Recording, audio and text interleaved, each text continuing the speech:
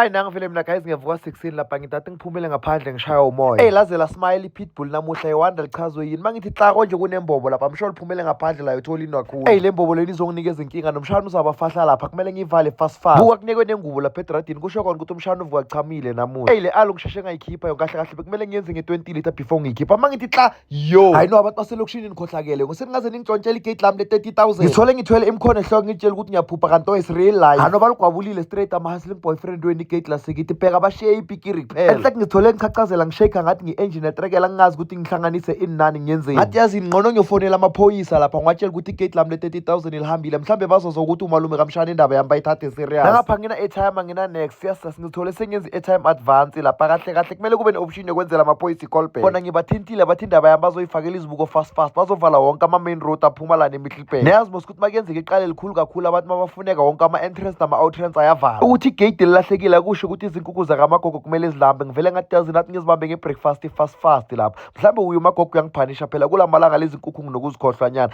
manje wathi yazi lo nathi ngimkhiphele lobuhlelo. And yazi le gate bengisathi ngiyolifaka i-tracker ngili-inshore nekuli-inshora ngazi ukuthi ngikhohliswe yini. Yes sesingathi yazi namathi ngidle lapha mina nanoma ngaphatha i-stress esingakanani ukudla kona ngiyadla. Fane ngizwa abantu bathi bona mabagowisha ukudla kungeni nokungena hayi mina ngayenzeka konke mara ukudla kuyohlezi kungena ngize ngikhumule mose ngisale matilotilo ngidle. Baba ngase ngizilambisa lapha nethi ngoba uthande ukudecide ukuthatha ikhekhe lakhe alinikeza uSibusisa awu never. Ubhizi uzibulelisa ngendlala lapha sikhathi lesombalo ku-Francine baba kuPholo baya ku-drive through bayodla amahinya yini. Ngize mangiceda ukudla lapha ngathi eshazi nathi ngishayina iPitbull since ngingana gate lapha ngaze liphumele estradini ngigijimisa abantwana babantu. Omunye khona lapha athi abaleka ngene estradini achayisa imoto. Yes sesibhekane nenye inkinga enkulu kakhulu. Ngisakhuluma ngendaba okuchayiswa guys ke ngabhekana nenye inkinga enkulu kakhulu kulamaviki adlulile. Nako phela ngithi ngire ibhasikili umntwana ngene phambi kwebhasikili ngimchayisa. Yo ngazizwa ngathi ngiyaphupha langa lelo ngafisa ngathi ngingabisela isikhathi emuva just says mara enhle gazi ngizongicocela kahle le story ngelinye ilanga but I was lucky enough ugirl shemeka bakusibo phuma silo kube bekubophuma silo baba bekuyonyiwa mfana bengeke baze ba understand ukuthi ubani wrong kenzakaleni kwathiwani kwayiwapi. Yes I am sure bengiyenziwa ne video efaka ku TikTok kuthiwe nangu umalume kamshana ufuna ukusibulalela umntwana.